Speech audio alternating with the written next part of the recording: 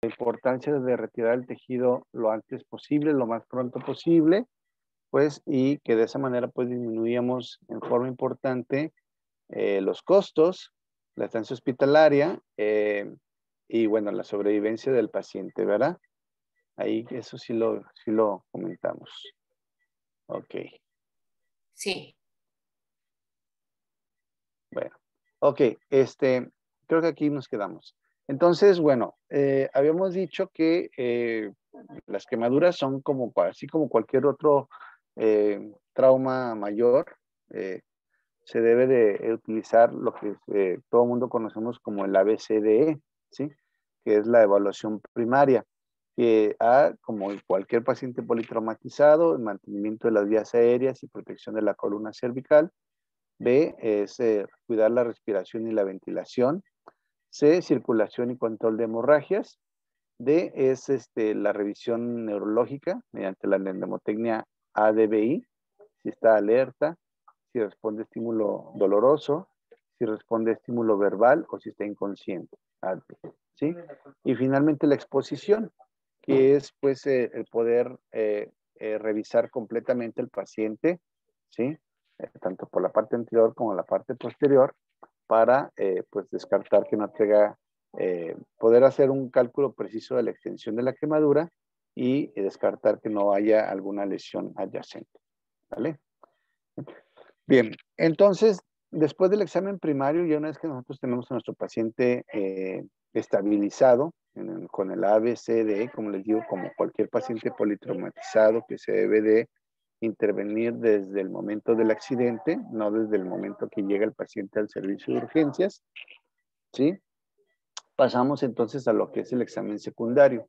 Se refiere pues precisamente a el proceso de la quemadura. ¿Y a qué se refiere eso? Que muchas veces el paciente todavía viene con la ropa, con las prendas, pues, eh, en contacto, ¿sí? Con la lesión, que a lo mejor nos sigue generando algún daño, ¿sí? El tratar de obtener la mayor cantidad de información mediante una historia clínica completa, tratando de investigar cuáles fueron las circunstancias de la lesión, si el paciente fue encontrado en un sitio cerrado, si estaba consciente, si estaba inconsciente, todo. Si cayó de una segundo piso, por ejemplo, ¿sí? Toda la mayor cantidad de información que podamos obtener de cómo se realizó o cómo se dio a cabo el accidente, ¿no? Hacer un examen físico completo, ¿sí? Ahora sí que desde pe a pa para descartar sobre todo lesiones adyacentes. Los exámenes de laboratorio y gabinete que ahorita los vamos a ver cuáles son los que se deben de tomar. La profilaxis antitetánica es muy importante también, ¿sí? Todo paciente con quemaduras mayores del 10% requiere profilaxis antitetánica, específicamente la gamoglobulina, ¿sí? En el caso de los niños es muy raro que eso se haga porque la gran mayoría de estos niños pues son niños que tienen su esquema de vacunación, ¿no? Pero aún así, cuando tenemos niños que no tienen su esquema de vacunación completo, incluso tenemos que descartar o sospechar que incluso de un caso de maltrato infantil, ¿sí? Un síndrome de Kempe, ¿sí? Entonces, tenemos que tener mucha observación con eso. Determinar la severidad de la quemadura mediante la magnitud, la extensión y la profundidad, ¿sí? Eso es importante porque dependiendo de la extensión y la profundidad, ¿sí? Pues vamos a determinar si es un paciente que requiere atención especializada o no. Estos son los exámenes de laboratorio que se piden en un paciente habitualmente con quemaduras graves. Obviamente el hematocrito, los electrolitos, urea en sangre y orina, en general de orina, gases arteriales si sospechamos también pues de alguna otra patología, la carboximoglobina. Carboximoglobina se pediría en un paciente con sospecha de lesión de la vía aérea. Sin embargo, en este caso, la verdad es que, al menos aquí en Guadalajara, hasta donde yo tengo entendido, no hay ningún hospital que te haga determinación de carboximoglobina. Aparte de que es un reactivo muy caro, que no tiene mucha utilidad, pues si el paciente llega con una intoxicación por monóxido de carbono muy alta, pues probablemente no sobreviva, ¿sí? O ya el efecto ya está pasando, entonces no es muy utilizable, ¿sí? Generalmente la intoxicación por monóxido de carbono se hace con datos clínicos, que ahorita los vamos a ver, ¿sí? Entonces, la carboximoglobina realmente no es muy importante. ¿Por qué yo le pediría gases arteriales a un paciente con quemadura? ¿Alguien me puede decir?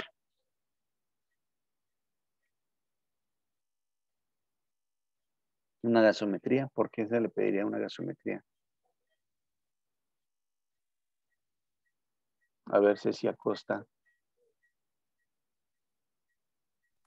Pues para valorar si el paciente, bueno, la posibilidad de que el paciente esté en una acidosis Ujú, metabólica. ujú. Sí, puede ser para descartar una acidosis, ¿verdad? Metabólica o incluso respiratoria, ¿verdad? Eso no significa que sea un diagnóstico de una lesión de la vía aérea, pero también hay otro reactivo muy importante, ¿sí? Que tiene un valor predictivo muy importante, muy presente en los pacientes con quemaduras graves, que es el lactato, ¿sí? Entonces, la determinación del lactato al inicio, en las primeras horas, también es un factor pronóstico de mortalidad en los pacientes con quemaduras. Pacientes que tienen más de 2% de lactato.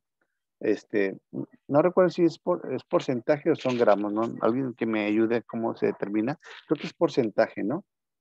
De lactato, ¿sí? En las primeras horas nos aumenta la mortalidad en forma muy importante, ¿sí? Entonces, más que nada por eso es.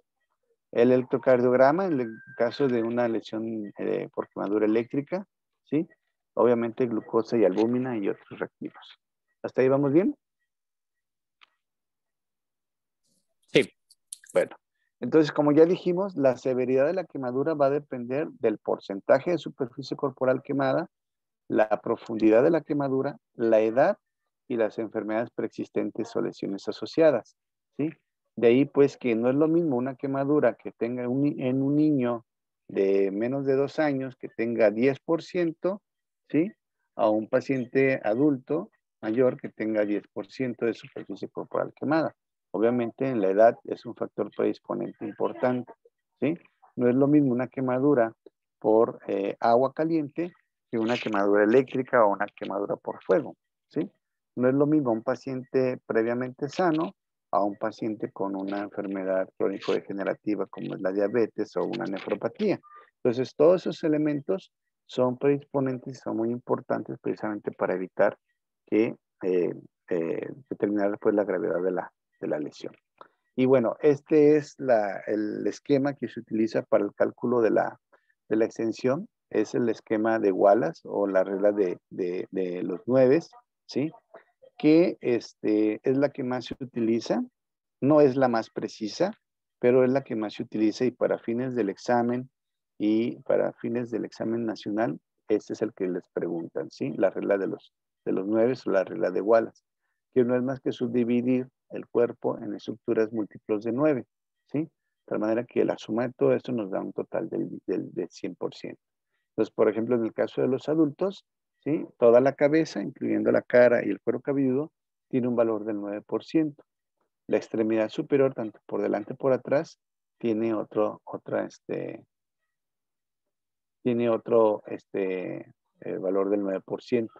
El tronco por la parte anterior es 18%, o sea, 9% tórax, 9% abdomen, ¿sí? La parte posterior es otro 18%. La parte anterior de la pierna, ¿sí? Es 9%. La parte posterior es otro 9%, entonces eso nos da 18%, ¿sí? Y el área del cuello, los genitales y la mano tiene un valor del 1%. Entonces, si hacen toda la suma, nos tiene que dar el 100%. En el caso de los niños menores de 30 kilos, ¿sí? Hay algunas variaciones antropométricas. Recuerden que los niños, la cabeza es de mayor tamaño, ¿sí? Entonces, la cabeza tiene un valor del 9%. El tórax y las extremidades superiores se mantienen igual y las extremidades inferiores son más cortitas, pero por lo tanto tienen un valor del 14%. Como les digo, así podemos nosotros utilizar esta regla, ¿sí? Es la que más se utiliza, ¿sí?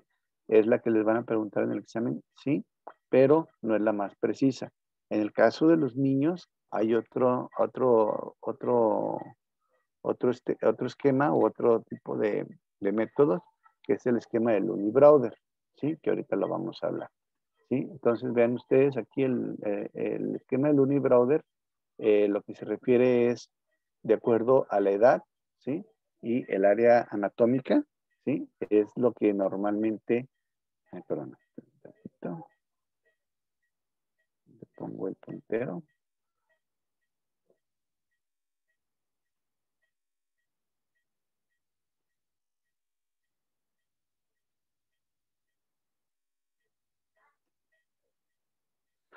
Bien, entonces les decía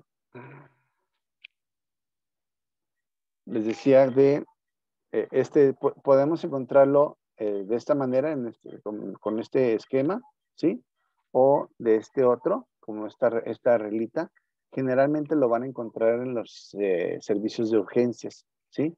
Y dependiendo, pues, de la edad del paciente, ¿sí? Y la región anatómica afectada, más o menos considerando entonces las quemaduras de segundo y tercer grado, ¿sí? Nosotros vamos a ir haciendo un chequeo, un checklist de más o menos qué es lo que está aquí afectado, hacemos la suma y eso es lo que nos da el cálculo preciso, ¿sí? Entonces, sí es más preciso el Unibrowser, sí es más preciso que la regla de los 9, pero generalmente la regla de los 9 es lo que más se utiliza. ¿Hasta aquí alguna duda, alguna pregunta? ¿No? No, Bueno. doctor. Y bueno, el otro método muy utilizado es precisamente el cálculo de acuerdo a la palma de la mano, ¿sí? Del paciente, ¿sí? La palma de la mano del paciente con los dedos extendidos, con los dedos abiertos, nos da el equivalente al 1%. Entonces, eso es muy utilizado, sobre todo cuando tenemos quemaduras poco extensas o en diferentes áreas, ¿sí? Es un buen método para poder hacer el cálculo, ¿vale? Ok, entonces vamos a hablar ahora ya hablamos de la fisiopatología, de cómo es que un paciente con quemaduras severas pierde una gran cantidad de líquidos, una cantidad impresionante de líquidos, cómo se genera la respuesta inflamatoria sistémica y cómo también pues la presencia de lo que se conoce como el shock por quemaduras, ¿sí? Entonces, bueno, hay diferentes fórmulas o diferentes, sí, descritas en la literatura. Sí, nos vemos el lunes, que te vaya bien. Que son fórmulas para la restitución de líquidos. Como dice aquí, hay muchas, ninguna es universal, ¿sí? O sea, ninguna es mejor que otra. Hay algunas que son más utilizadas, ¿sí? Y son únicamente una guía, no son recetas de cocina. ¿Por qué se refiere esto? Que si yo hago un cálculo de la necesidad de líquidos en un paciente y no tengo una buena respuesta en cuanto a la hidratación, pues ese paciente necesita hacer un nuevo cálculo, un recálculo de la cantidad de líquidos que tengo que utilizar. Entonces, como dice aquí, lo más importante es que ninguna es universal, ¿sí? Y hay condiciones específicas en donde vamos a encontrar que la necesidad de líquidos en un paciente con quemaduras va a estar más, va a ser más necesaria, ¿no? O sea, cuando tenemos un paciente con una lesión asociada, obviamente si es un paciente, por ejemplo, que tiene una quemadura por electricidad, pero aparte de eso, el paciente tuvo una caída, que tenga una fractura de pelvis, una contusión abdominal, etcétera, etcétera, pues obviamente la necesidad de líquido va a ser mayor. ¿Sí? Pacientes con quemaduras eléctricas, lesión por inhalación, obviamente, ¿sí? Que el paciente haya tardado en recibir la reanimación. Eso se refiere, pues, porque es muy común que son pacientes, sobre todo niños, que a lo mejor tardan 1 o 2 días en recibir atención médica porque no los habían traído, etcétera, etcétera, ¿no? Aquí nosotros tenemos pues la presencia del grupo de los huicholes, ¿sí? Que a veces esos pacientes para recibir atención médica de primer contacto tienen que caminar 6, 8 horas, para poder llegar al primer, centro de salud, ¿no? Entonces, afortunadamente ese grupo poblacional, son bien resistentes, entonces Los niños les dan vida suero oral en lo que llegan al centro de salud y los niños llegan en buenas condiciones, ¿sí? Es muy común que en temporada de frío, las niñas, sobre todo las niñas, son las que más se queman por el tipo de indumentaria que usan. Las faldas son muy flamables, se acercan a las fogatas y se prenden. Entonces es bien común que en temporada de frío tenemos muchos pacientitos huicholes que se queman. Y bueno, deshidratación previa, esa es otra causa que podemos tener mayor necesidad de líquidos. Si el paciente tuvo alcoholismo o consumo de drogas, quemaduras muy profundas o en pacientes pequeñitos, ¿no? Que es donde el cálculo de líquidos tiene que ser así súper preciso. ¿Vale? Y como dice aquí, la necesidad de la reanimación, el objetivo de la reanimación es precisamente recuperar la estabilidad hemodinámica. Ya lo dijimos, mantener la perfusión tisular y evitar las complicaciones por una terapia de líquidos insuficiente o excesiva. Sí, acuérdense que tenemos que ser lo más precisos posible, ¿no? Ahora sí, ni quedarnos cortos, ni tampoco sobrehidratar, ¿sí? Y sobre todo la sobrehidratación, ¿sí? Se genera un fenómeno que se conoce como fluid creep, ¿sí? Fluid creep, sí, literalmente si hacemos la traducción, significa como alimentar el edema, ¿sí? Y para que no se les olvide, pues es el clásico monito de las llantas de Michelin, ¿no? Son pacientes que llegan y en 24, 48 horas los pacientes parecen como monitos de las llantas de Michelin, ¿no? Precisamente por la sobrehidratación que podemos tener. Entonces, por eso es importante que cuando nosotros hacemos un cálculo de líquidos y nosotros estamos quedándonos cortos, pues tengamos que pasarle mayor cantidad de líquido. O al revés, si nosotros vemos que estamos con el riesgo de sobrehidratar a esos pacientes, tenemos que disminuir la cantidad de líquido que le vamos a pasar, ¿sí? Y bueno, esta es la fórmula de reanimación más utilizada. No es la más exacta, ¿sí? Ahorita vamos a ver algunas otras, pero sí es la más utilizada y es la que sigue siendo vigente, ¿sí? Y que les van a preguntar, de hecho, en el examen nacional cuando ustedes hagan su examen para la especialidad, ¿sí? Que es la fórmula de Parkland, o también conocida como fórmula de Baxter, ¿sí? Baxter es el médico que la desarrolló y Parkland es un hospital que está en Dallas, en Texas, ¿sí? El hospital Parkland, que fue pues donde se empezó a utilizar esa fórmula, por eso sí se llama fórmula de Parkland, ¿sí? De hecho, como dato curioso también, pues acuérdense que el hospital de Parkland fue donde atendieron a John F. Kennedy cuando sufrió el atentado y fue declarado muerto. Incluso hay una película muy padre, creo que está en Netflix, búsquenla, se llama Parkland, la, la, la película, es con este chavo, con Zac Efron, se llama el actor, sí, Zac Efron, precisamente de los momentos que vivieron pues un par de residentes cuando que llegó pues John F. Kennedy al hospital y con pues todas las maniobras que tuvieron que hacer y todo el rollo para declararlo muerto. Está muy padre, si tienen oportunidad véanla. La película se llama Parkland. Bueno, entonces les digo, la fórmula de Parkland habla de, en el caso de los adultos, son 4 mililitros por kilogramo de peso por porcentaje de superficie corporal quemada, ¿sí? Todo eso dividido entre 2. ¿Qué tipo de solución vamos a utilizar? Solución Ringer lactato preferentemente. Como en México no tenemos Ringer lactato, pues lo que se utiliza es solución Harman, que es lo más pues parecido por la osmolaridad, ¿sí? Tenemos, como ya dijimos, la primera mitad de lo que sacamos de nuestro resultado se pasa en las primeras 8 horas, es la cantidad de líquidos que vamos a pasar en las primeras 8 horas al momento del accidente, no al momento que llegó el paciente, perdón, al hospital. De tal manera que si el paciente ya lleva 2 horas de evolución, en vez de pasarlo en 8 horas, lo vamos a pasar en 6 horas. ¿Quedó claro? Y la siguiente mitad, el resto, lo vamos a pasar en las siguientes 16 horas, ¿sí? Entonces, es la cantidad de líquido que nosotros vamos a pasar en 24 horas. ¿Hasta aquí alguna duda, alguna pregunta? Sí, doctor. Yo tengo Sí. una acerca de la administración de los cristaloides. Ujú, Esto había leído que era un poco controversial. No sé en la práctica usted cómo lo tome. Esto ujú. para evitar las fugas del espacio intravascular. Así es. Mira, en las primeras 24 horas se recomienda utilizar cristaloides, ¿sí? Lo que está de repente un poquito controversial es el uso de coloides, ¿sí? Albúmina y otras sustancias con coloides, ¿sí? ¿Por qué? Porque se supone que precisamente los coloides están indicados para disminuir el riesgo de fuga, ¿sí? Pero se ha encontrado en estudios recientes que el uso de coloides en las primeras 24 horas aumenta incluso la mortalidad, ¿sí? Entonces, los coloides sí están indicados en las siguientes 24 horas. En las primeras 24 horas únicamente cristaloides. ¿De acuerdo?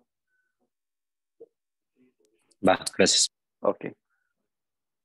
Y por ahí un esquema, ahorita te lo voy a enseñar de eso. Bueno, entonces, como dice aquí, los niños pequeñitos tienen mayor área de superficie sobre masa corporal comparada con los adultos, ¿sí? Requieren relativamente mayores cantidades de líquidos de reanimación en comparación a los adultos y pues tienen menos volumen intravascular sobre unidad de superficie poral quemada. Yo puedo tener un niño con una superficie, con esa extensión, vean ustedes, una superficie muy pequeñita, y el niño incluso puede llegar a chocarse, ¿sí? Entonces, son muy susceptibles precisamente a la sobrecarga y a la hemodilución.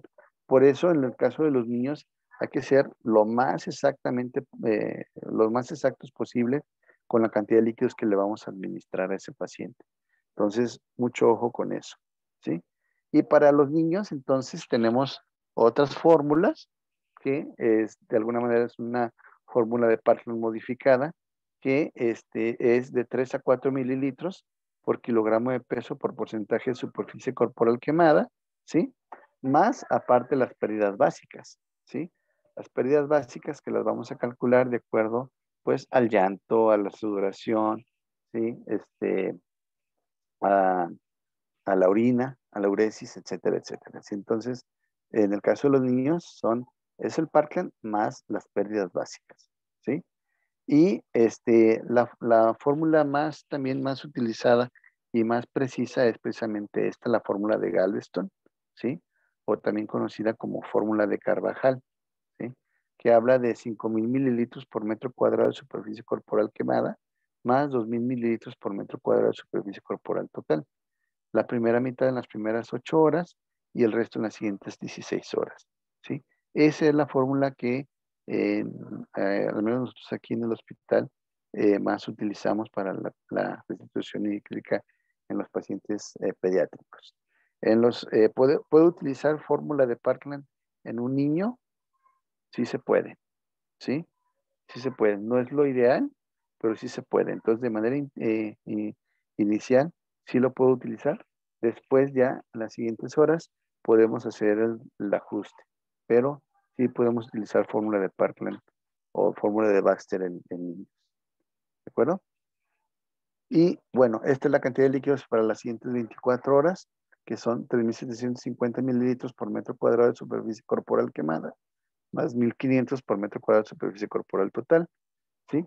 Eso es para mantener la cantidad de líquidos en las siguientes horas. Hay que administrarles albúmina. Aquí en este caso ya estamos utilizando coloides, ¿sí? 50 mililitros a partir de las siguientes 24 horas.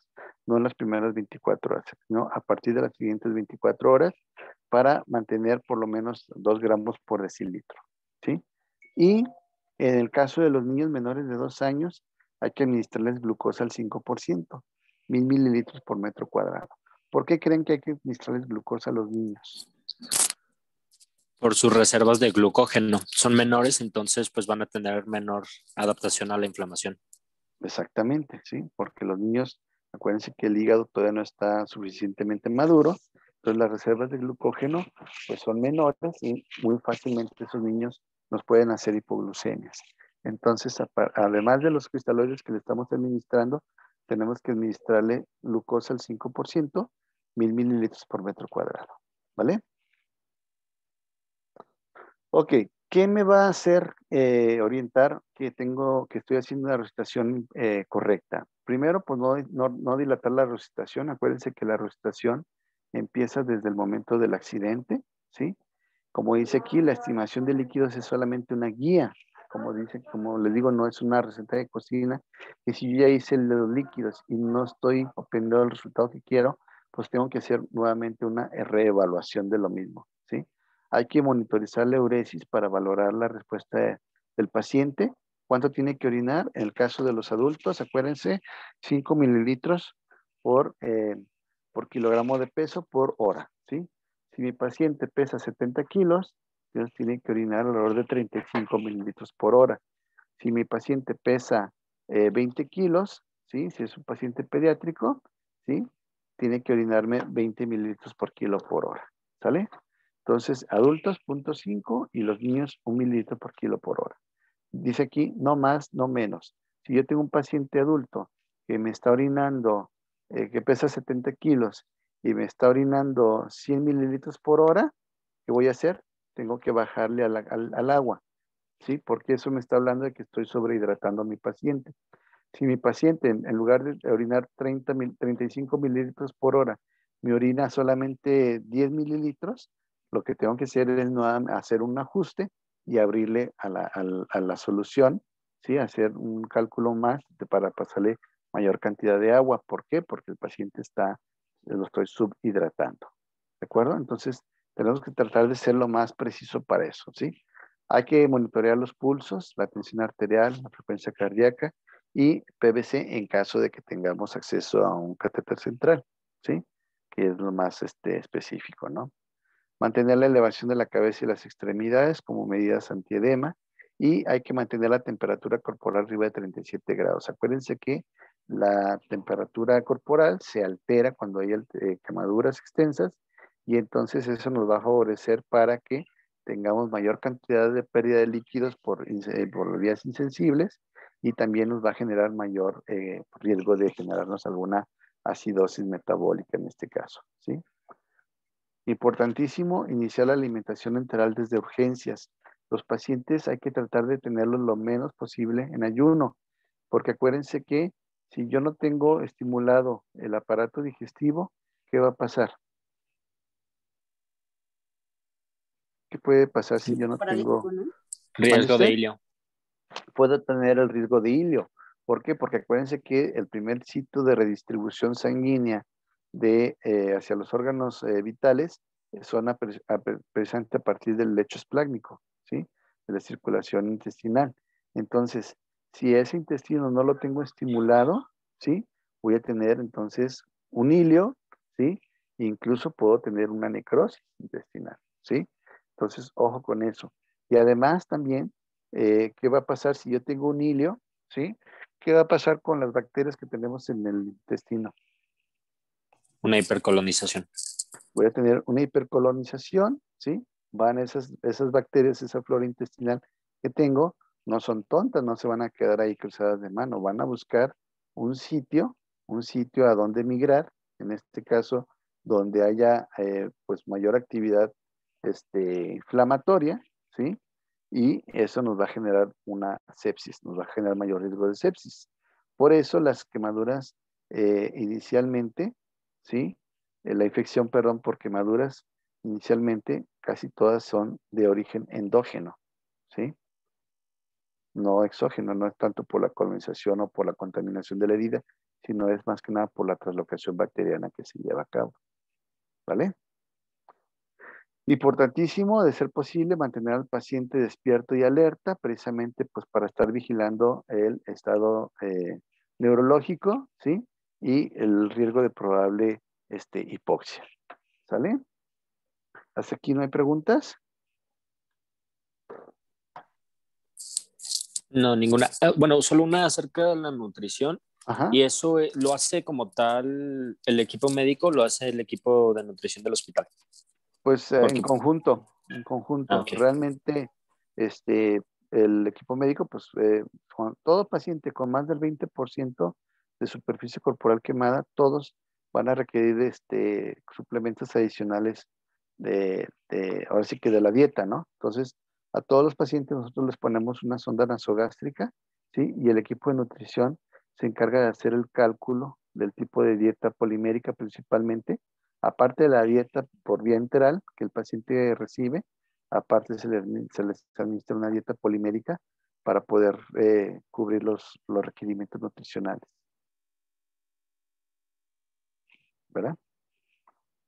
Y entonces, les decía, ¿cuál es el método para valorar la hidratación adecuada más común? No es el más preciso, pero sí el más común es la uresis, ¿de acuerdo?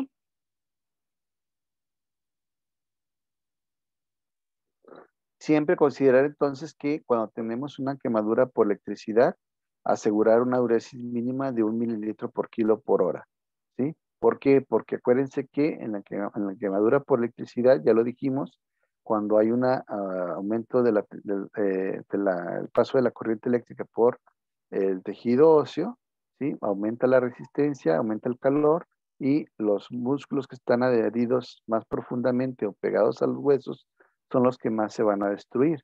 Y entonces eso se conoce como rhabdomiólisis, ¿sí? Y al haber una rhabdomiólisis, la hemoglobina se va a destruir, una hemoglobinuria, la orina se va a empezar a pigmentar de color oscuro, ¿sí? Precisamente por los pigmentos de la hemoglobina que están eliminándose. Entonces, esos pigmentos pueden llegar a ser tan grandes que se pueden atorar en los túbulos contorneados de la nefrona y entonces causarnos una insuficiencia renal aguda. Entonces, por eso es importante estar forzando la uresis, ¿sí? Y por lo menos, entonces, que orine 1 mililitro por kilo por hora, o sea, el doble, ¿sí? Este es el único caso en el cual podemos utilizar un diurético, ¿sí? En el manejo del paciente quemado, específicamente el manitol, que es un diurético osmótico, ¿sí? Para forzar la uresis en los pacientes con quemaduras eléctricas.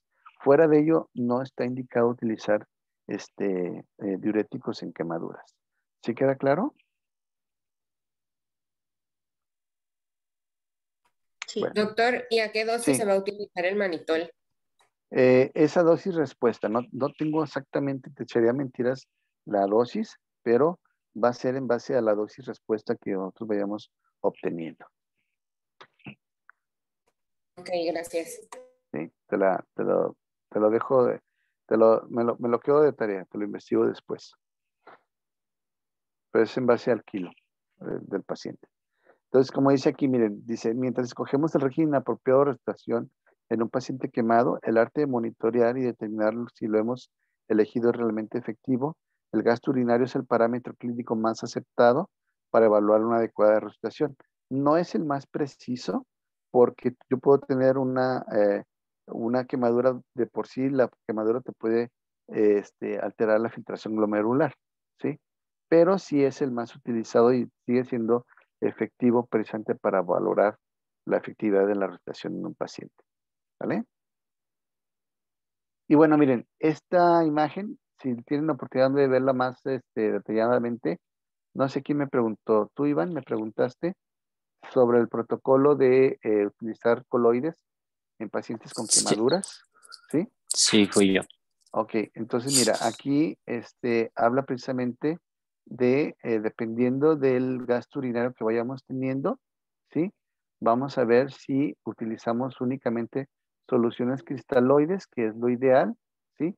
Pero si por alguna razón no tenemos una respuesta adecuada, entonces hay un protocolo para el uso de coloides, en este caso de uso de albúmina, que es lo que más se utiliza, ¿sí? Pero pues sí es un poquito más complejo y finalmente lo que se recomienda es que en las primeras 24 horas solamente cristaloides y ya posteriormente a las 24 horas ya podemos empezar a utilizar coloides, ¿sí? Lo revisan con calma y ese esquema. Como dice aquí, lo más importante de la respiración hídrica en un paciente quemado es tener en cuenta que cada paciente es diferente y requiere variaciones en el soporte hídrico. Yo puedo tener exactamente 2 niños o 2 pacientes exactamente con la misma extensión de quemadura, exactamente con la misma edad, en la misma superficie corporal, ¿sí? Y los dos se pueden comportar de manera totalmente diferente. Entonces, cada paciente es individual y requiere sus cálculos y su aportación de líquidos de manera específica de acuerdo a la respuesta que vayamos teniendo. ¿Vale? ¿Hasta aquí hay alguna duda, alguna pregunta en cuanto a rotación hídrica? ¿Quedó claro? Sí, gracias. Bueno, ok. Bien. Otro procedimiento importante que se debe de hacer de manera urgente es precisamente la descompresión quirúrgica o el uso de las escarotomías. Una escarotomía es precisamente, se refiere a romper, a incidir la escara. La escara es pues lo que se forma en la piel, ¿sí? Cuando hay un edema importante, ¿sí? La piel se pone dura, ¿sí? Y entonces genera un efecto como de compresión o de torniquete, sobre todo en quemaduras circunferenciales, como son las extremidades, ¿sí? O en el caso del tórax, ¿sí? Este nos puede generar una escara importante que restrinja los movimientos respiratorios de ampliación y amplexación, y entonces eso nos va a causar un problema ventilatorio importante. Entonces, se tienen que hacer incisiones, ven ustedes en esta imagen, por ejemplo, cómo se hizo aquí una incisión en la línea esternal, subcostal y axilar anterior, ¿sí? Y ven ustedes, nada más con el simple hecho de incidir, toda la brecha tan grande que se hizo por el edema que hay tan importante en esa zona, ¿no? Entonces, en todas las quemaduras circunferenciales, ¿sí? Que son quemaduras que eventualmente nos van a causar un edema y nos pueden causar un síndrome compartimental, ¿sí? Tenemos que hacer una escarotomía, ¿sí? Si son quemaduras eléctricas, incluso hay que hacer una fasciotomía, o sea, no nada más abrir la escana, sino también la fascia muscular para que podamos tener una redistribución a nivel sanguíneo, a nivel distal de los vasos sanguíneos, ¿verdad? Y que eso te puede llegar a la circulación adecuadamente. Permítame tantito. ¿Qué onda? Con Valeria, ¿qué ha procedido o qué tenemos que hacer de... Ya nada más hacerlo lo que tengan que hacer allá de abajo para trasladarla al Fray Antonio. Ya hablamos nosotros con los de plástica, ¿sí? En la nota de traslado, la que vayamos a hacer, nada más decir que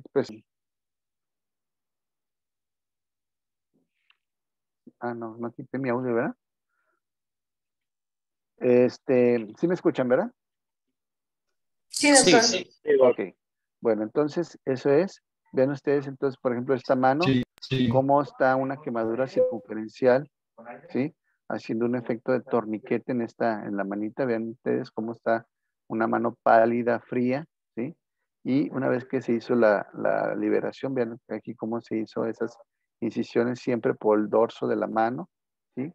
Aquí por la parte radial no se alcanza a distinguir, pero por la parte del antebrazo, y cómo entonces pues empieza a mejorar la circulación, un poquito sigue pálido, pero empieza a mejorar la circulación a nivel distal. Siempre hay que entonces considerar la posibilidad de un síndrome compartimental en toda quemadura circunferencial. ¿Cómo datos que me orientan a una síndrome compartimental? Es disminución del llenado capilar mayor de 2 segundos, ¿sí? Ausencia o disminución de los pulsos distales, ¿de acuerdo? Extremidades frías, ¿sí? Y dolor o entumecimiento, que el paciente refiera entumecimiento progresivo o dolor progresivo, también son datos que nos van a orientar hacia un probable síndrome compartimental que tenemos que evitar mediante este tipo de procedimientos, ¿vale? Pues vean ustedes aquí, Y vean esta manita, cómo ya se hizo la liberación. ¿Hasta dónde vamos a cortar? Hasta donde veamos precisamente que hay un tejido sangrante, ¿verdad? Que eso nos habla de que ya se descomprimió, disminuyó el edema y esto pues ya empieza a circular adecuadamente. ¿Alguien me iba a preguntar algo?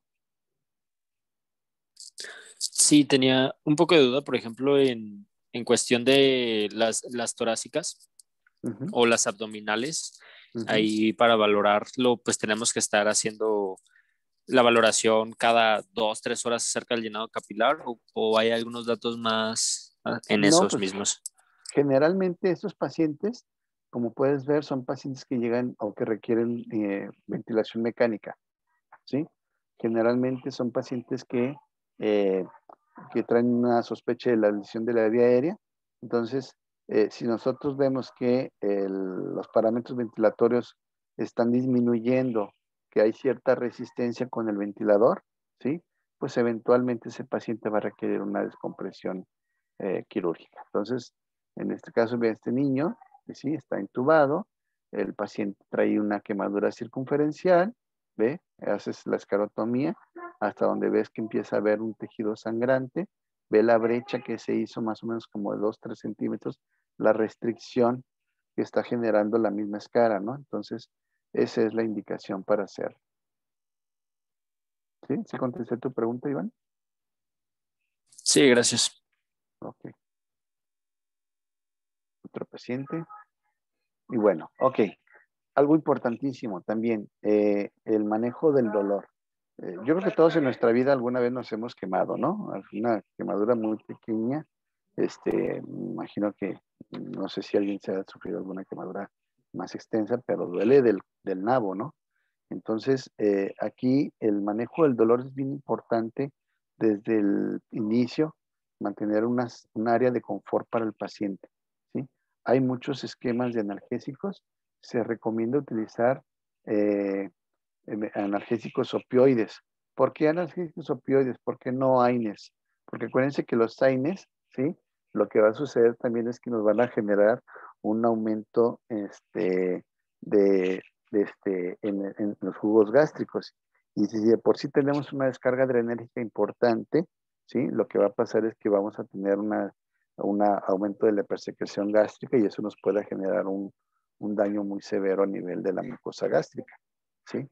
Entonces, siempre, siempre, siempre analgésicos opioides, ¿sí? Como en este caso nosotros utilizamos mucho el tramadol combinado con el paracetamol o el acetaminofén, ¿sí? Y con buenos resultados, ¿sí? Entonces, mantener al paciente en una zona de confort para que pues, tengamos una respuesta inflamatoria también menos agresiva, ¿sí? Y ojo también esto, el paciente también es un paciente que llega con mucha ansiedad, ¿sí? Entonces, hay que manejarle la ansiedad al paciente, mantenerlo en un estado de relajación, tranquilo y todo, ¿sí? Entonces podemos utilizar algunas benzodiazepinas con esta dosis, ¿sí? Pero, obviamente, descartando que mi paciente no traiga una lesión de la vía aérea, ¿no? Porque acuérdense que los datos tempranos de la hipoxia son precisamente la ansiedad, ¿sí? Pues si mi paciente llega ansioso, ¿sí? Y le pongo un ansiolítico, a lo mejor lo estoy deprimiendo más. Entonces, hay que descartar primero que no traiga una lesión de la vía aérea. ¿Sí quedó claro?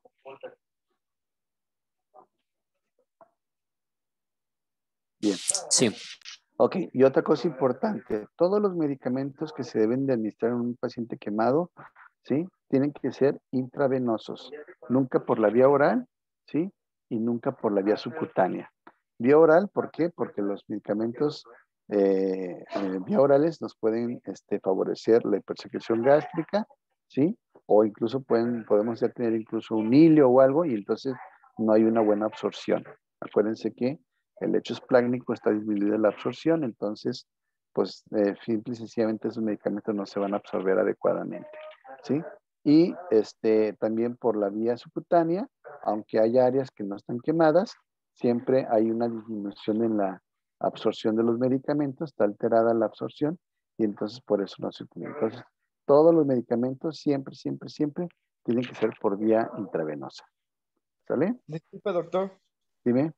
En el caso del diazepam y la lorazepam, ¿es uno u otro o los dos? No, ¿O los uno u dos otro. Ok. Uno u otro. Ajá. ¿Y Así en qué es. nos vamos a basar para dar Pues preferencia? en lo que tengas. Ok. Bien En ahí. lo que tengas.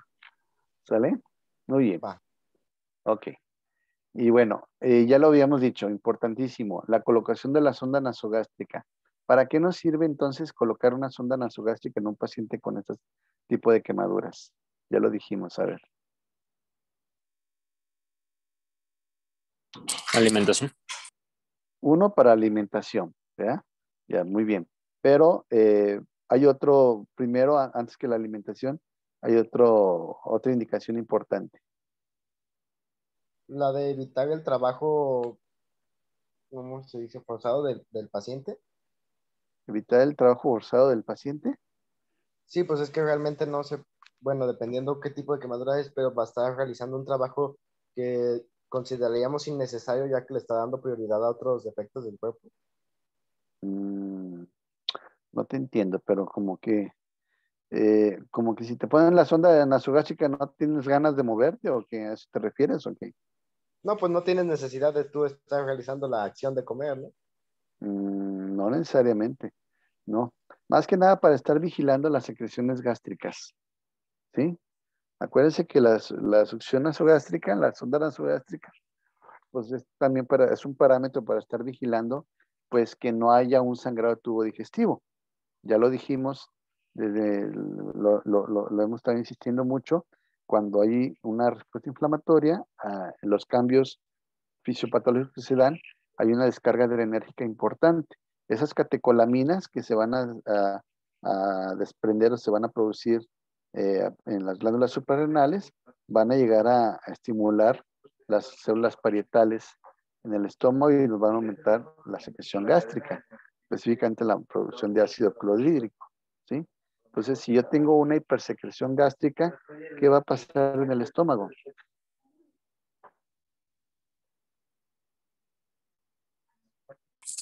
Pues daño a la mucosa. Y si se daña la mucosa, ¿qué sucede? Ulceración. Va a haber ulceraciones, ¿sí? Y hay una entidad patognomónica, ¿sí? En el caso de las quemaduras. ¿Alguien sabe cómo se llaman? Le pongo sin el que me lo diga. ¿Las úlceras 30 de Curly? segundos. ¿Quién lo dijo? Yo. Carlos. Carlos ya tiene 100. Te la voy a cumplir, ¿sí? Las úlceras de Curly, ¿sí? Úlceras de Curly, ¿sí? Esa es una entidad patognomónica que se encuentra precisamente en los pacientes con quemaduras. Y no tiene que ser un quemado grave, ¿eh? Puede ser un paciente con cualquier tipo de quemaduras, ¿sí? Que lo que pasa es que esa descarga adrenérgica aumenta la hipersecreción gástrica, ¿sí? Es un sangrado difuso en toda la mucosa gástrica, ¿sí? Y eso nos puede llegar incluso a matar al paciente. Aumenta la mortalidad arriba del 60%. ¿Sí? Entonces, échale una leída, Carlos, a las úlceras de Curly para que no se te olvide nunca, ¿sí? Entonces, por eso es importante la colocación de la sonda nasogástrica, ¿sí? Estamos al pendiente, mamá. La colocación de la sonda nasogástrica, el sulfato de estar vigilando pues las secreciones, ¿sí? Hay que administrar el sulfato de sodio o gel de aluminio magnesio. ¿Para qué se imaginan que es el gel de aluminio magnesio o el sulfato de sodio? O el jugo de ciruela pasa.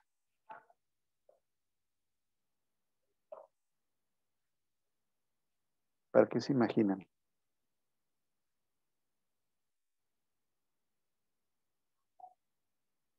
¿Para qué utilizamos la ciruela pasa? Pues para laxar. Para laxar, para estimular los movimientos intestinales, ¿sí? Cuando son pacientes muy estreñidos, ¿sí? Hace que el intestino se mueva, pues precisamente hay que estar moviendo el intestino para evitar el ilio, ¿sí? Y ese ilio entonces que no nos vaya a causar entonces eh, el ilio y la translocación bacteriana, ¿sí? Entonces, por eso es importante estar manteniendo el intestino en movimiento, ¿sí? Hay que mantener el pH gástrico arriba de 4, ¿sí? Para evitar precisamente la acidosis gástrica, ¿no? La acidez gástrica, perdón. Entonces hay que administrar ese serpentina y omeprazol. Entonces, ven ustedes la importancia entonces de utilizar una sonda nasogástrica en forma inicial, ¿sí? Y después ya una vez eso, no, lo vi allá afuera en el central de enfermeras. Después de eso, entonces ahora sí, el paciente, la sonda nasogástrica va a ser la vía de entrada para los suplementos alimenticios que va a requerir ese paciente. ¿Vale? Bueno, entonces, Carlos tiene 100. Después me lo recuerdas, ¿eh?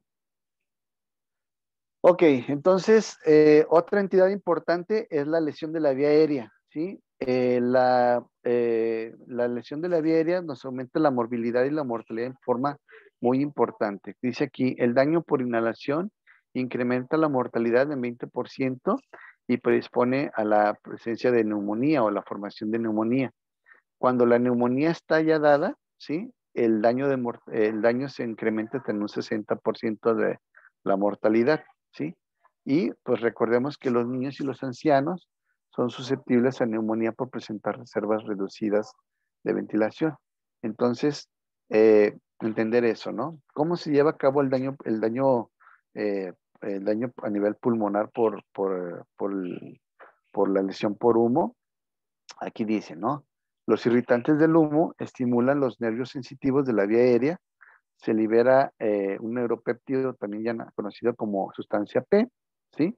Y esta sustancia P lo que hace es una vasodilatación bronquial con un incremento en la permeabilidad bronquiovascular y al haber un aumento en la permeabilidad bronquiovascular, este nos va a generar un edema pulmonar y una obstrucción. Entonces, es una serie de eventos fisiopatológicos que se van dando que nos pueden llegar a matar al paciente, ¿sí?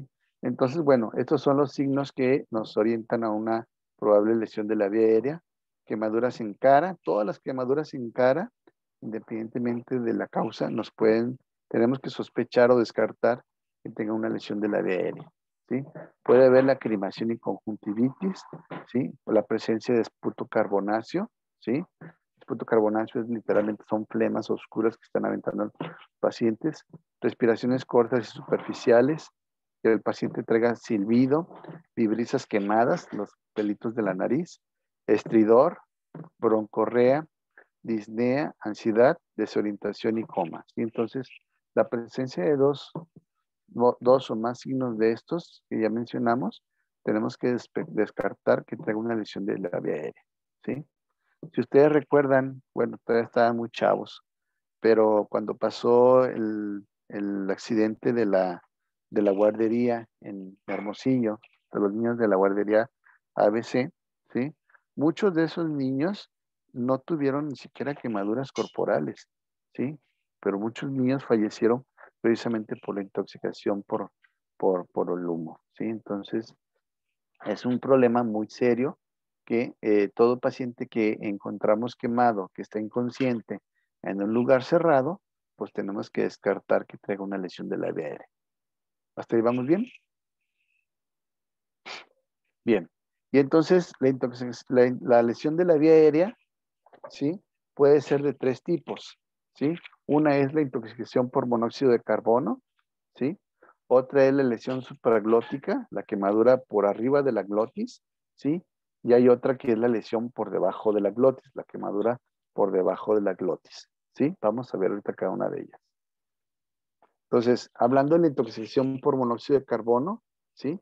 Es la carboxihemoglobina, el monóxido de carbono, perdón, tiene la capacidad de adherirse a la hemoglobina 200 veces más que el oxígeno, ¿sí? Entonces, compite con la hemoglobina por la captación del oxígeno y entonces eso favorece a que el paciente pues pueda eh, fallecer más rápido, o sea, de manera muy súbita, ¿no?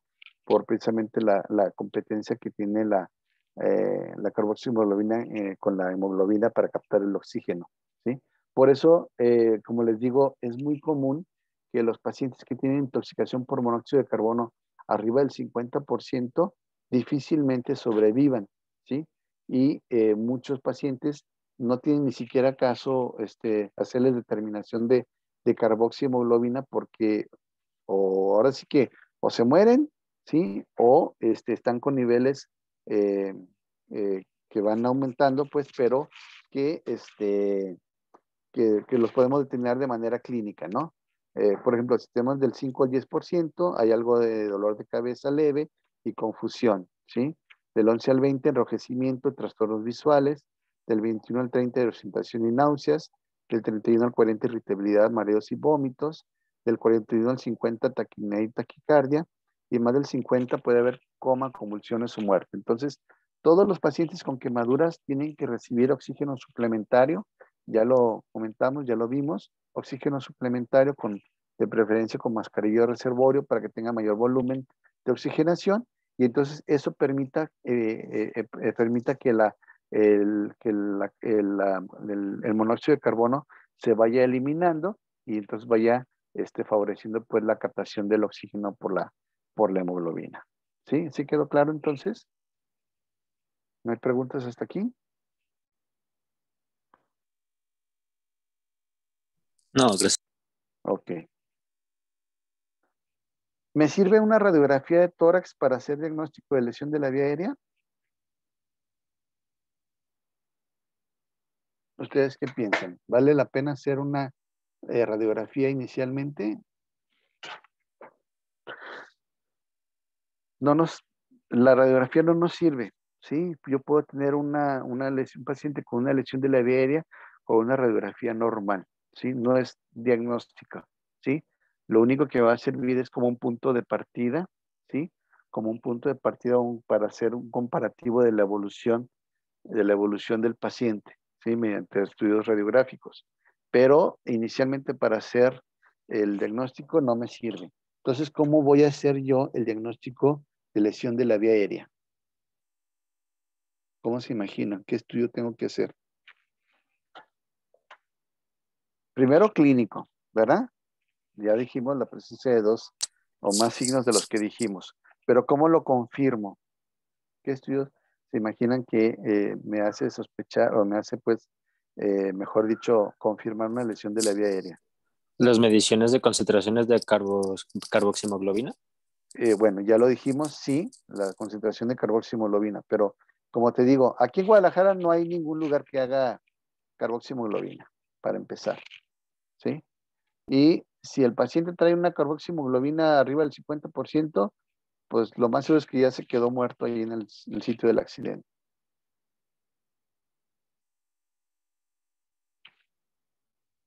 Entonces, si yo tengo sospecha de una lesión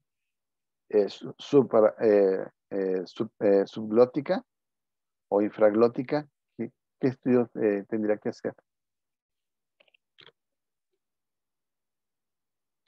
Una broncoscopía, ¿de acuerdo? Entonces, la broncoscopía me va a dar la imagen, ¿sí? De, pues, datos de lesión, de expulimiento, ¿sí? De úlceras en la mucosa, ¿sí? Tanto supraglótica como infraglótica. Entonces, el diagnóstico definitivo de una lesión de la vía aérea es mediante la broncoscopía. ¿Quedó claro? Disculpe, doctor, ¿y ahí no hay Sí. riesgo de lastimar más de lo que ya está con la bronca al momento de realizar la broncoscopía? Por supuesto que sí, por supuesto que sí. Puede haber hasta una perforación, pero bueno, es valorar unas por otras, ¿no? Ok. Sí, sí se puede suceder eso. Pero bueno, ok. Entonces, hacerlo con mucho cuidado y valorar pues el riesgo-beneficio. Todos los pacientes, como ya dijimos, hay que humedecer, administrarles oxígeno humedecido al 100%, valorar hacer una intubación traqueal temprana, sobre todo cuando tenemos un paciente con una lesión supraglótica, ¿sí? Son pacientes con un edema importante de la cara, que traiga ya alteraciones en la deglución o en la fonación, ¿verdad? Que eventualmente el paciente, el edema va a ser tal grado de que nos vaya a causar una obstrucción, ¿sí? Entonces requiera en vez de hacer una intubación traqueal temprana, tengamos que hacer una traqueostomía de urgencia. Entonces, tenemos que tener mucho cuidado con eso, ¿sí? Algunos medicamentos que nos podemos utilizar es el uso de broncodilatadores, como es el caso del salbutamol. Nunca, nunca, nunca se utilizan esteroides, ¿sí? Los esteroides están proscritos, están contraindicados por el aumento del riesgo de una sepsis, ¿sí? Entonces, solamente broncodilatadores, como es el salbutamol. ¿Hecho? ¿Hasta aquí hay alguna duda, alguna pregunta? Por el momento no, doctor. Bueno, ok, entonces, bueno, ya hablamos la, este, de la, mm, de la restitución hídrica, del cálculo de la lesión, ya hablamos de algunas consideraciones de la quemadura de vía aérea, etcétera, etcétera. Ahora, ¿qué vamos a hacer en cuanto a la herida, la lesión por quemadura. El paciente con quemadura, sí, es un paciente que también desde el punto de vista quirúrgico, pues vamos a tener pues que hacer una serie de actividades o de, perdón, de intervenciones para poder hacerlo, ¿no? Entonces dice aquí, el tratamiento quirúrgico de la herida debe basarse en un adecuado diagnóstico, retirar el tejido desvitalizado y cubrir las heridas lo antes posible. ¿Se fijan? Es diagnóstico, quitar el tejido muerto, ¿sí? Y cubrir las heridas. ¿Se acuerdan? Hablamos del time, ¿sí?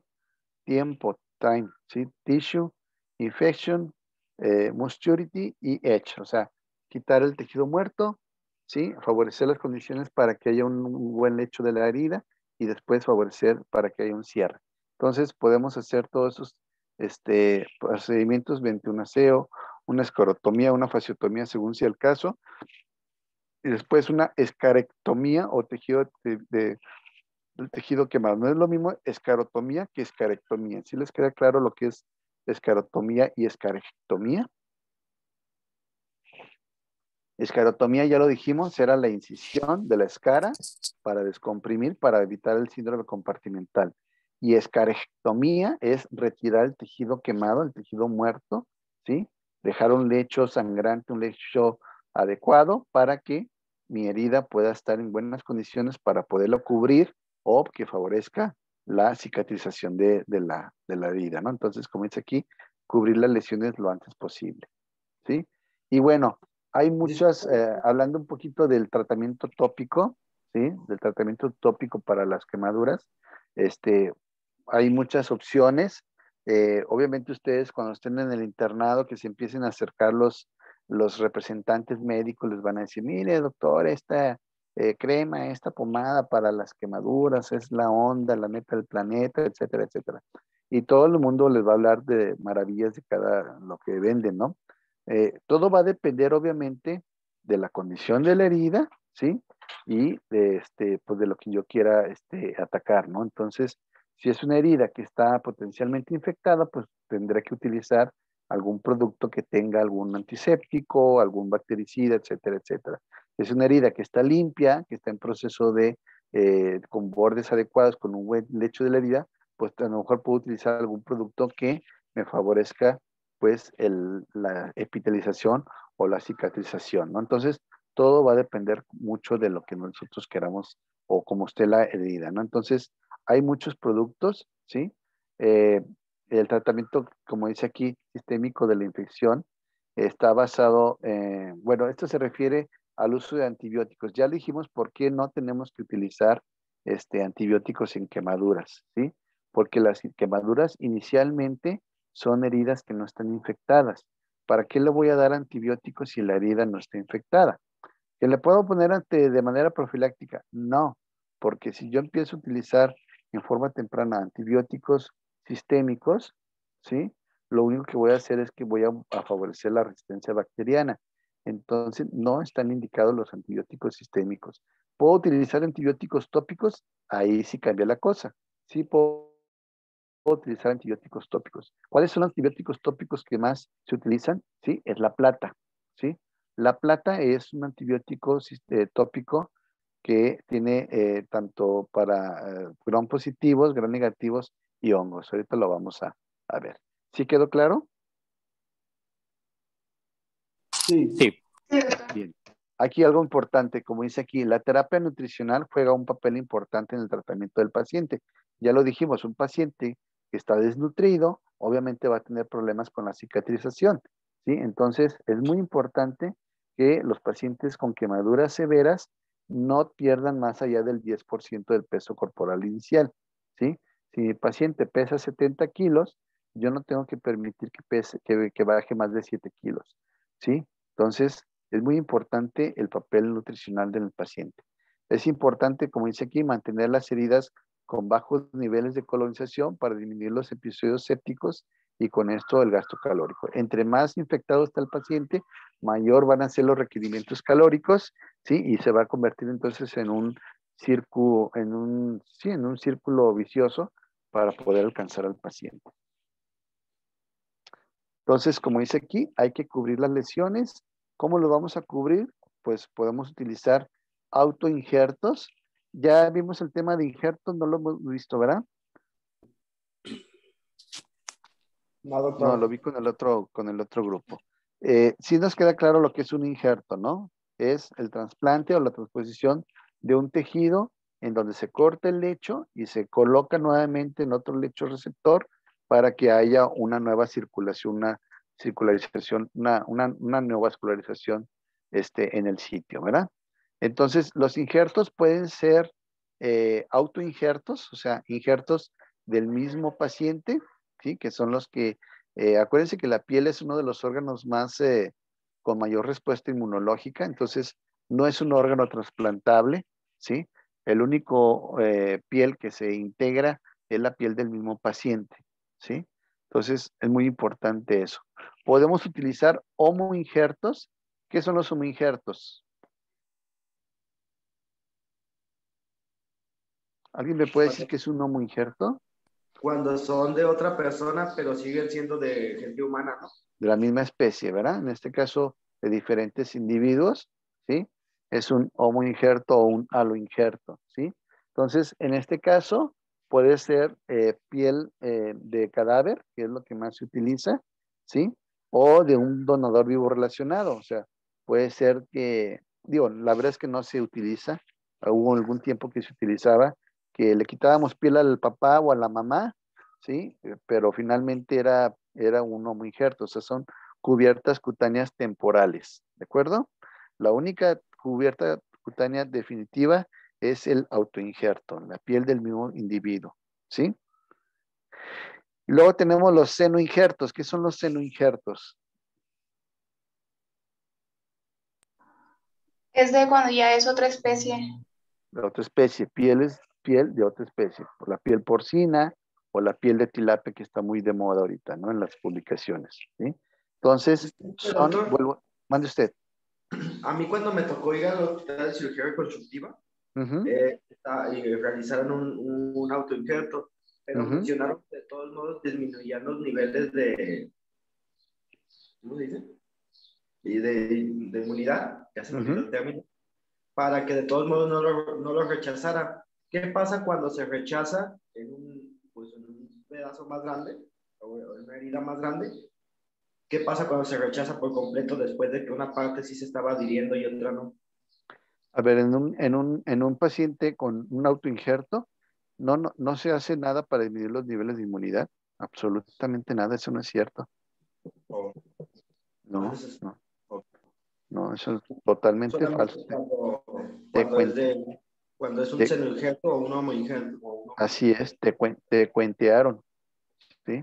Lo que puede suceder es que se puede contaminar, se puede infectar ese autoinjerto y se pueda rechazar. No, más que rechazar, se puede infectar, se desprende el injerto, no pega, no se integra, ¿sí? Pero, pues no, si es finalmente piel del mismo paciente, no tiene por qué disminuir la inmunidad del paciente. Entonces, la única manera de que no se adhiera es que no hubo una limpieza completa de la. Así es, que se haya formado algún seroma, ¿sí? Que desprenda el injerto, que se haya infectado, que se haya movido, etcétera. Sí hay algunos factores que intervienen pues para que no haya buena integración del injerto, ¿sí? Eso sí puede suceder, Ok. pero de ello no tiene por qué haber alteraciones o no tiene por qué tener al paciente inmunosuprimido el resto de su vida porque le pusieron un injerto del mismo paciente, ¿sí? Lo que sí sucede es cuando se coloca piel de otro individuo, en este caso un homoinjerto, ¿sí? Ahí, dependiendo del estado inmunológico del paciente, esa piel se va a ir desprendiendo, se va a ir lisando, ¿sí? Entonces, en los pacientes con quemaduras, ¿sí? Como están inmunosuprimidos, pues sí, la piel dura un poquito más de tiempo en lisarse, pero acuérdense que es nada más una cubierta cutánea temporal. ¿Y para qué le tengo una cubierta cutánea temporal? Yo puedo tener un paciente con 80% de quemadura y si nada más tengo una zona donadora que es mi brazo, pues yo voy a estar sacándole piel continuamente para poder cubrir el resto de mi cuerpo. Entonces, necesito tenerlo cubierto con una cubierta cutánea para que ese paciente no pierda líquidos, no se me infecte, etcétera, etcétera. Entonces, yo estar sacando secuencialmente piel de la zona donadora para poderlo cubrir. Entonces, esa es la intención de utilizar los homoinjertos o los semi-injertos. ¿Sí me doy a entender? Sí. Y vean ustedes, entonces aquí, por ejemplo, aquí se está haciendo una escarectomía, ¿sí? Una escisión tangencial. En este caso está utilizando un dermatomo, ¿sí? Es un dermatomo eléctrico, que es un aparato que se utiliza para tomar los injertos o para debridar, ¿sí? ¿Hasta dónde? Hasta donde vemos, pues, que hay un lecho sangrante, ¿verdad? Suficiente para que podamos nosotros poder una cubierta cutánea temporal. Ahí se está haciendo la escisión, perdón, se ve mucha luz, pero está utilizando un dermatomo manual, ¿sí? Una cuchilla de Hombi se llama, para quitar todo el tejido quemado, aplicando el time, acuérdense, ¿sí? Vean, ahí se está haciendo la escisión hasta la fascia, ¿sí? ¿Por qué? Porque está quemado todo el tejido celular subcutáneo. Entonces ahí se está quitando todo el tejido quemado hasta la fascia muscular. Obviamente ese paciente no se puede dejar, no se puede dejar así. Se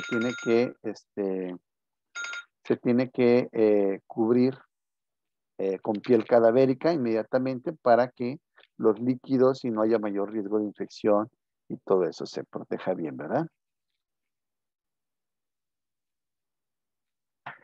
Bueno, entonces, ¿cuáles son los usos de la piel cadavérica? Es un apósito biológico temporal, ¿sí?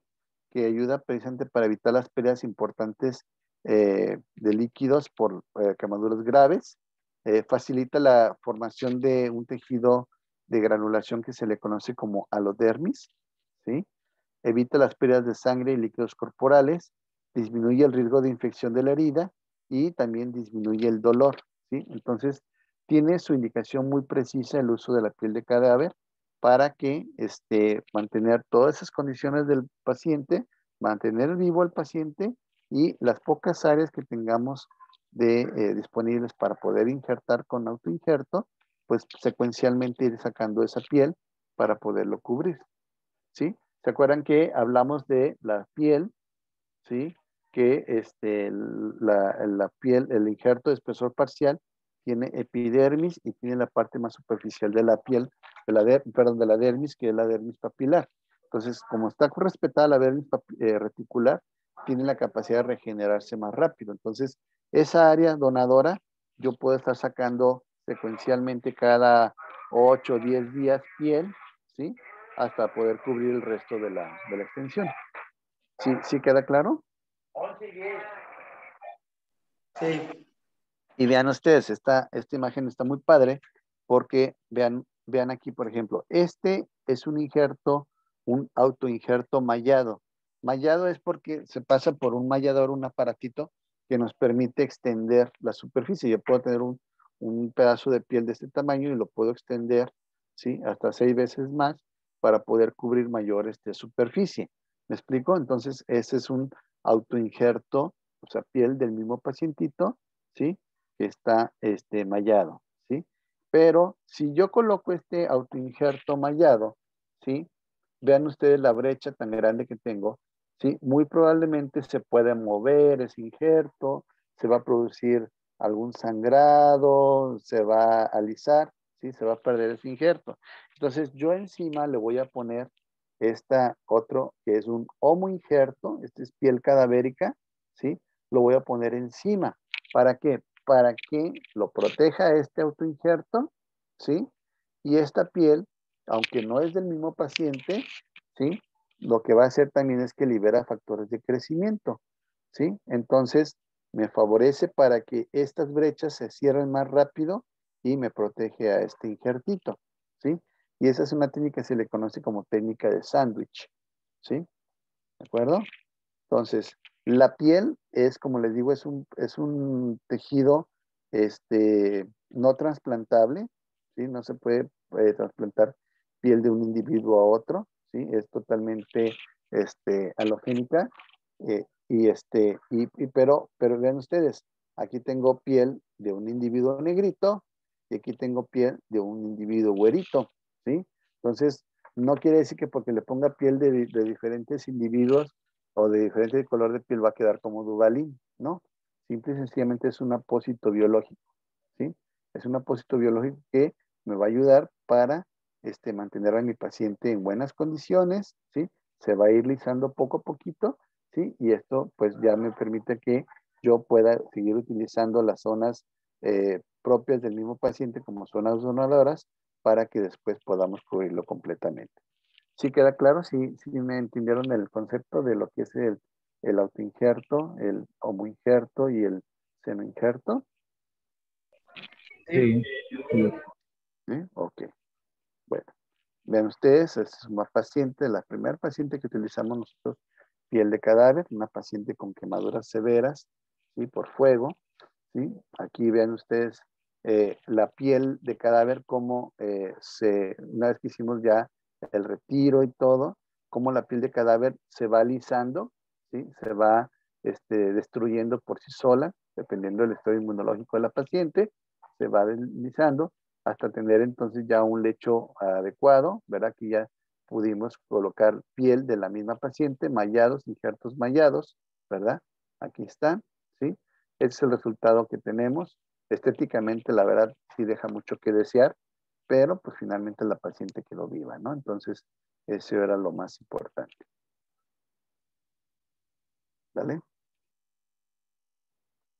Entonces, ¿cuál es la ventaja de la utilización de piel de cadáver? Disminuye la morbilidad en pacientes con quemaduras graves y disminuye los costos de tratamiento. ¿Por qué? Porque pues, finalmente la piel cadavérica pues es gratis, ¿no? Nada más hacer la procuración. Algunos otros injertos ejemplos de senoinjertos, en este caso la piel de cerdo, ¿sí? La piel de cerdo me cuenta como si fueran chicharrones, literalmente están como chicharrones delgaditos, se ponen, nos favorece el hecho de la herida y bueno, ese es el resultado, ¿no? Hay algunas otras matrices dérmicas que son de origen eh, eh,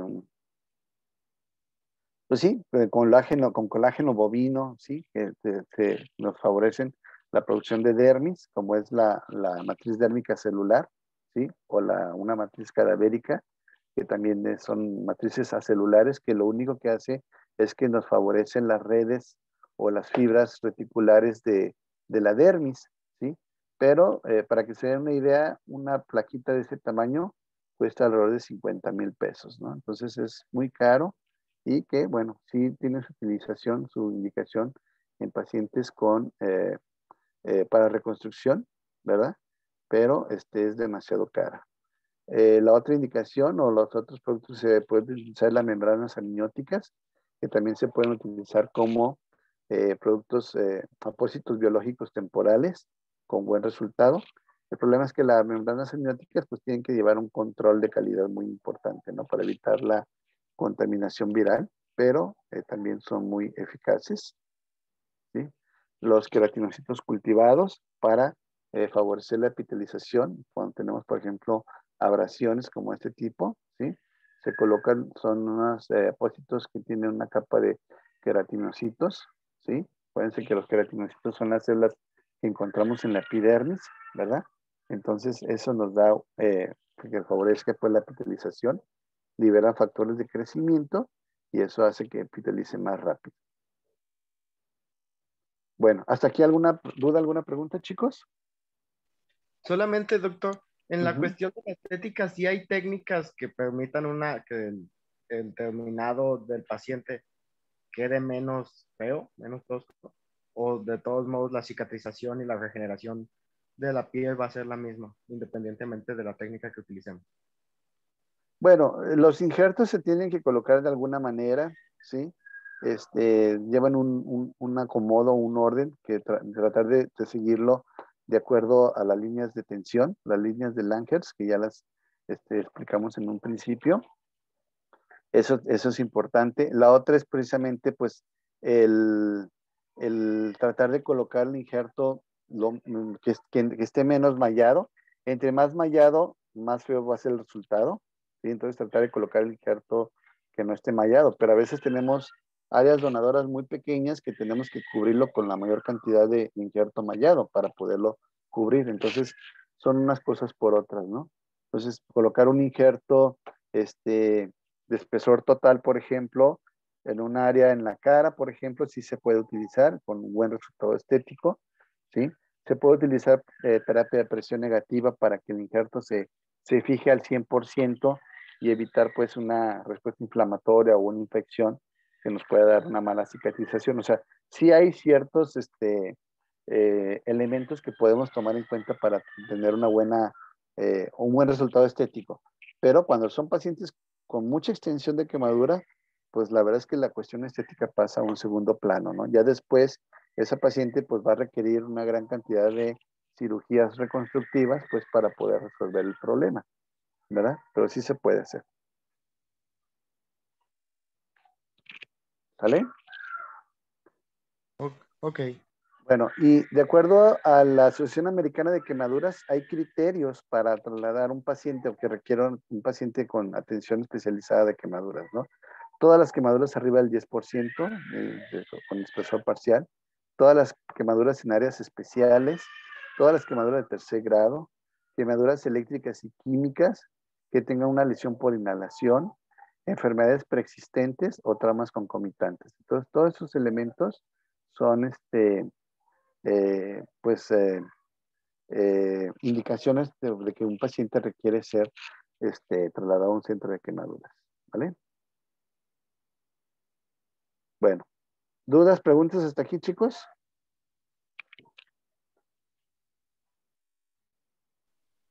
Sí, doctor.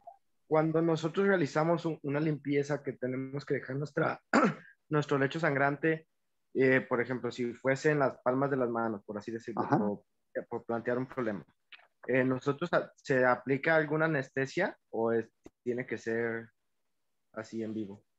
No, bueno, dependiendo de la zona, sí, digo, si son las manos, digo, de entrada, por ejemplo, nosotros aquí en el hospital, todos los procedimientos los hacemos bajo anestesia, porque son niños, ¿no?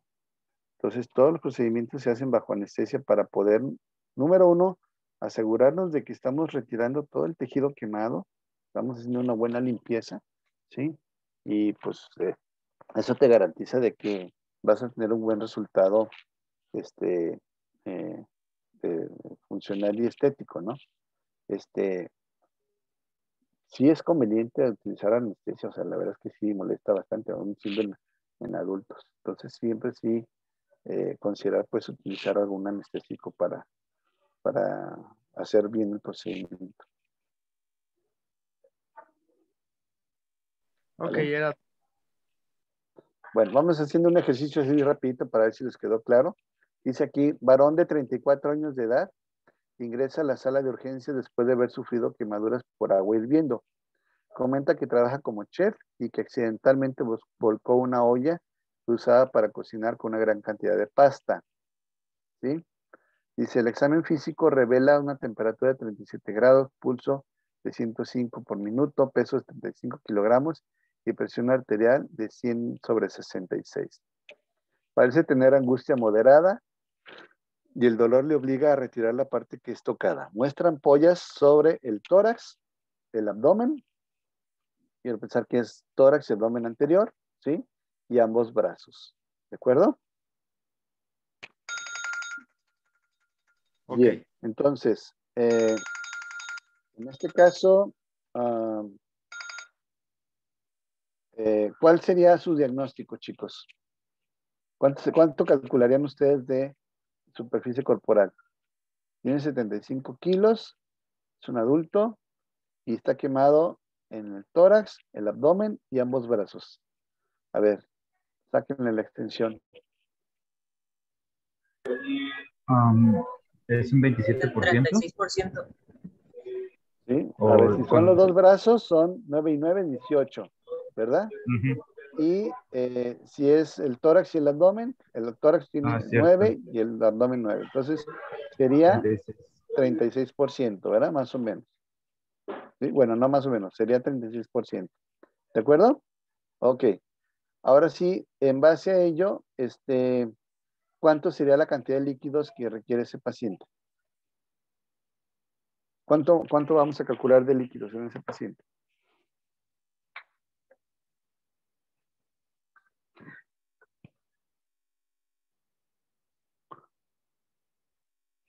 Pesa 75 kilos. Entonces, ¿cómo vamos a hacer el cálculo?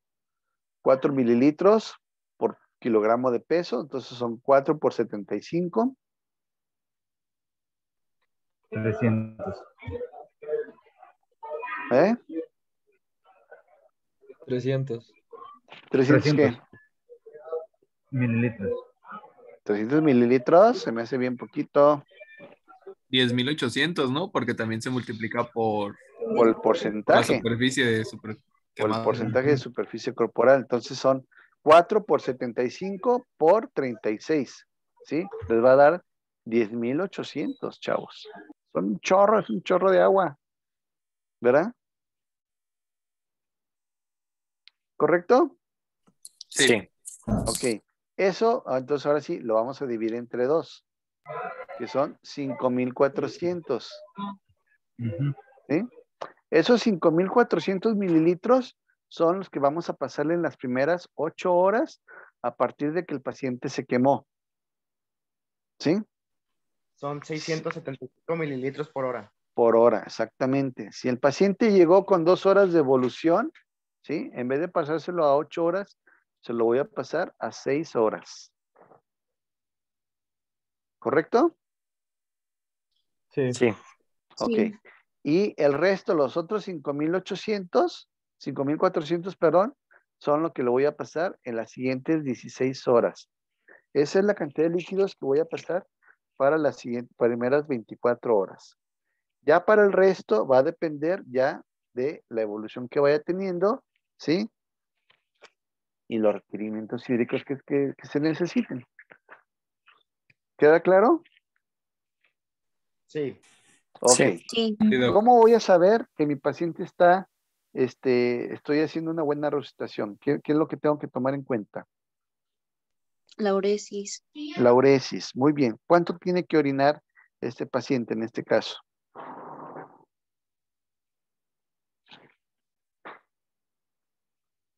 ¿Cuánto esperaría que orine este paciente? 37 mililitros por hora. Ajá, entre 35 y 40, vamos así. No, ¿sí? ¿De acuerdo?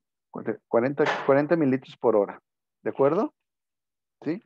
Si mi paciente está orinando 150 mililitros por hora, ¿qué tengo que hacer?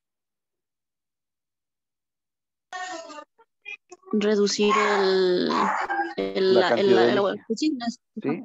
Lo voy a bajar, por ejemplo, a la mitad. Si yo calculé 600 mililitros por hora, lo voy a bajar a 300 para dejarlo un poquito más. ¿Sí? Si el paciente está orinando poquito, al contrario, voy a hacer un cálculo a razón de 20 mililitros por kilo por hora, ¿sí?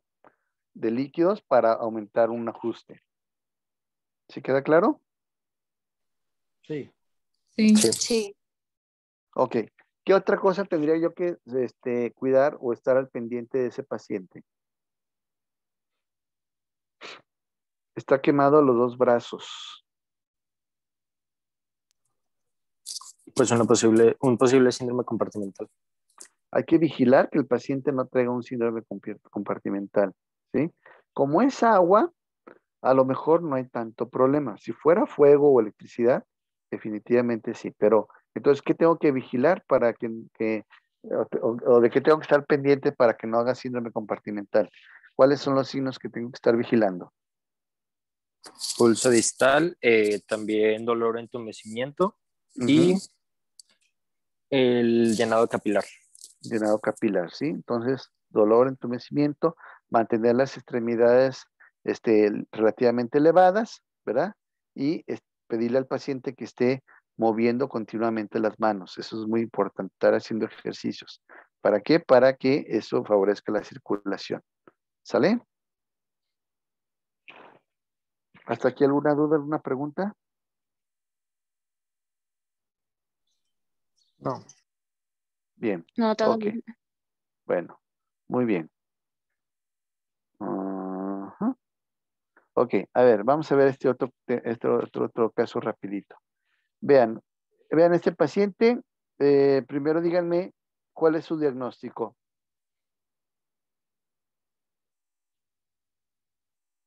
Es quemadura por electricidad, ¿no? ¿Por qué por electricidad? No sabemos si fue por electricidad. Bueno, les platico un poquito la historia. No es por electricidad, es una quemadura por fuego. El paciente fue encontrado en su casa, se incendió su casa. El paciente fue localizado dentro de un cuarto y estaba inconsciente, ¿sí? Y el paciente llega así con ustedes al hospital. Pues se ven profundos, parecen de tercer grado algunos. ¿Sí? Vean ustedes, hay áreas de tercer grado, ¿verdad? Aquí estas áreas secas, pálidas, ¿verdad? Aquí, que nos habla de una quemadura de tercer grado. Muy bien, ¿sí? Las quemaduras en la cara, ¿sí? Aparentemente está quemado la cara, está quemado también el cuero cabelludo, ¿verdad? Ok, ¿cuánto? Entonces son quemaduras de tercer grado. Muy bien. ¿Cuánto calcularían ustedes aquí en este caso? O sea, así a simple vista de lo que ven. Mira, tienen la cara interna del brazo, está quemado. Aquí los dos muslos por la cara anterior están quemados también. ¿Cuánto calcularían más o menos de superficie corporal? El paciente pesa 25 kilos. 68%. Más o menos 68%. A ver, vamos haciendo el cálculo. Dijimos que cuánto pesa, cuánto mide, cuánto vale la cabeza, en este caso. 9.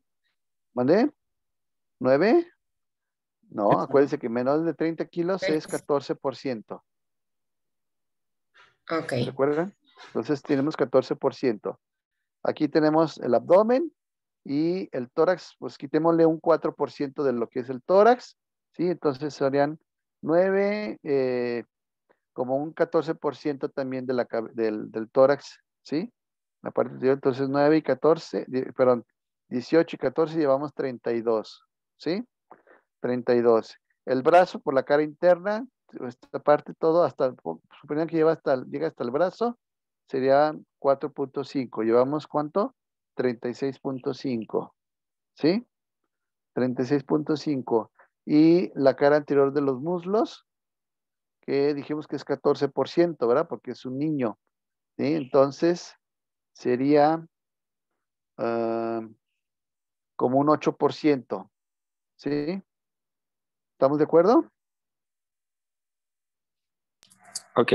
¿Cuánto sería entonces de porcentaje? 44.5.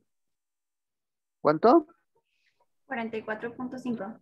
44.5%. Ok, de acuerdo, ¿sí? Eso es en base a la regla de Wallace o la regla de los 9. Si tuviéramos un esquema de Ludwig-Brauer, sería más preciso, pero bueno, ahí tenemos 40, lo vamos a dejar en 44%. Ahora sí, entonces es una quemadura de segundo grado profundo y tercer grado, 44% de superficie corporal. ¿Qué más? ¿Qué otro diagnóstico tiene ese paciente?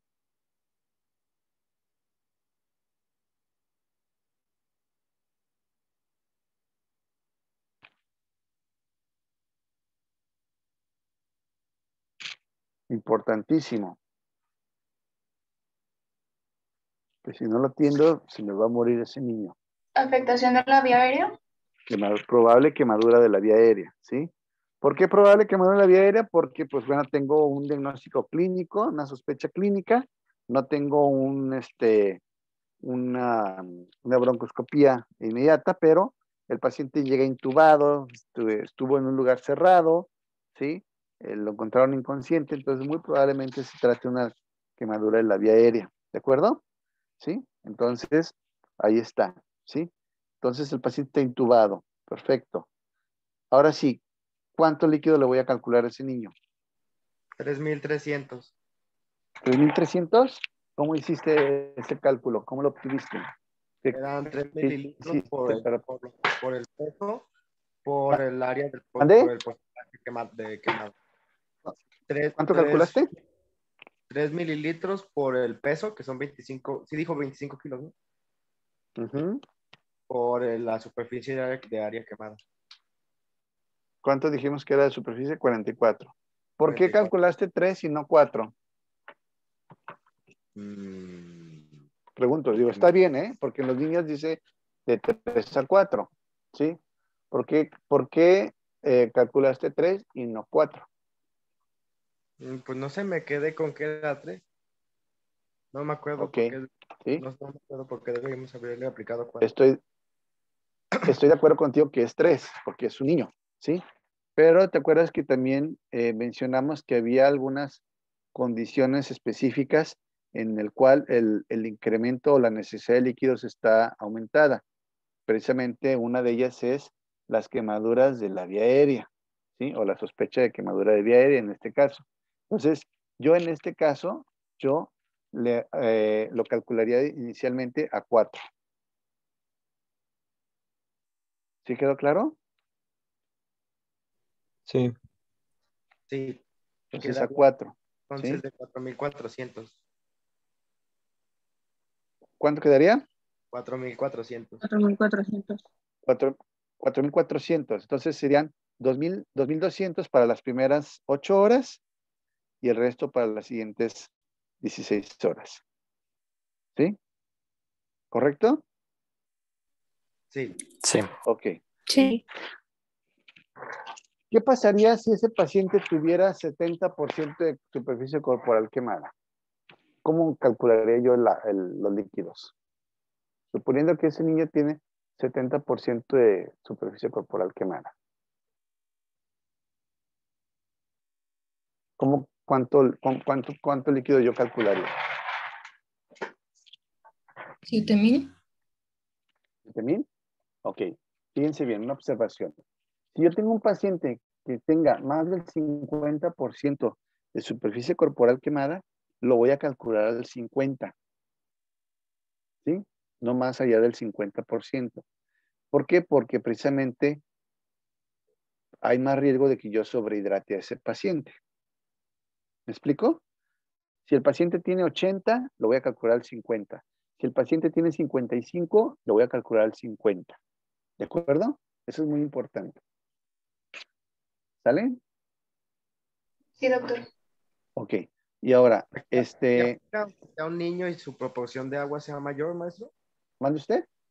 ¿Aquí aplica con niños y adultos o solamente? No, en ambos, en niños y en adultos. Ok. ¿Sale? Ok, por otro lado, si yo tengo un paciente que sufrió una quemadura por electricidad, que trae quemadura nada más en la mano izquierda, ¿sí? Y un punto de contacto, un punto de salida en el pie izquierdo.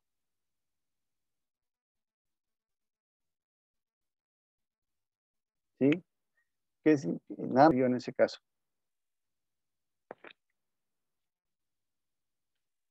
Lo calculo en base a lo que tenga yo de lesión aparente. Se calcularía el trayecto, ¿no? ¿Y cómo lo harías? Si se supone que la quemadura es interna, ¿cómo calculas el trayecto?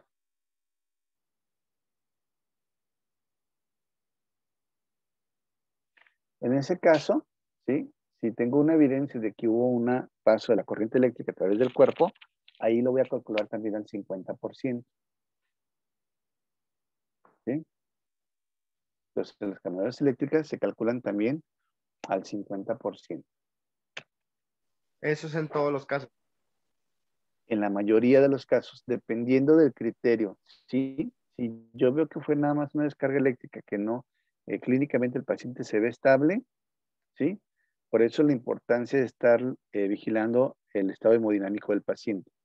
Si mi paciente está estable y está respondiendo adecuadamente con buena diuresis y todo, lo puedo empezar a bajar para también evitar la sobrehidratación. Pues si mi paciente lo veo en mal estado general, de entrada lo voy a calcular al 50%. ¿Sale? Vale. Ok. Por último, así como también, no sé si alguien de ustedes ya tomó el ATLS, esos cursos. Bueno, si no lo han tomado, se los recomiendo después para cuando estén en el internado los tomen. Son cursos de apoyo vital en trauma, ¿sí? Y hay un curso que se llama ABLS, que es el apoyo vital en quemaduras, ¿sí? Y ahí hacen una observación importante. que Parkland dice 4 mililitros por kilogramo de peso, ¿sí? El ABLS habla sobre la administración de 2 mililitros por kilogramo de peso, precisamente la mitad, precisamente para evitar la sobrehidratación, para evitar el fluid creep, ¿sí?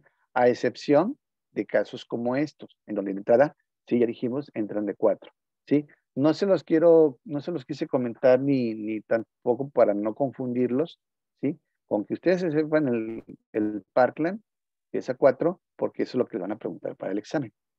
¿De hecho? Sí, Va. doctor. Pero por si alguna vez ustedes lo leen en esos cursos, que está bien justificado, pero pues por esa razón se recomienda utilizar menos cantidad de agua.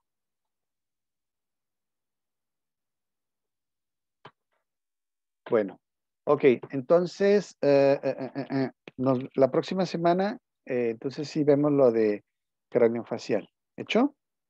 ¿Hay alguna duda, alguna pregunta? Digo, sí, craneofacial, ¿verdad? Lo que vamos a ver de Doctor, labio y paladar. entonces el examen sería dentro de 2 semanas más. Pues todavía le falta el examen. ¿O Hasta julio, tenemos hasta julio para el examen. Ah, sí, no sabemos si iban a ser 2 o global o algo así. No, va a ser uno final. Ok. Va a ser uno final. Ah, ok, Pero tenemos hasta gracias. julio. Ustedes relájense. Sí. Todavía tenemos por lo menos unas 4 clases. ¿Sale? Ok, doctor, ¿nos podrá proporcionar la... Ya la subí, ¿no? ¿No la tienen en el drive? No he Sí, sí checado. está. Según yo ya se la subí. Sí, ya Sí está está en la presentación carpeta. en el drive. Ok. Ujú, así es.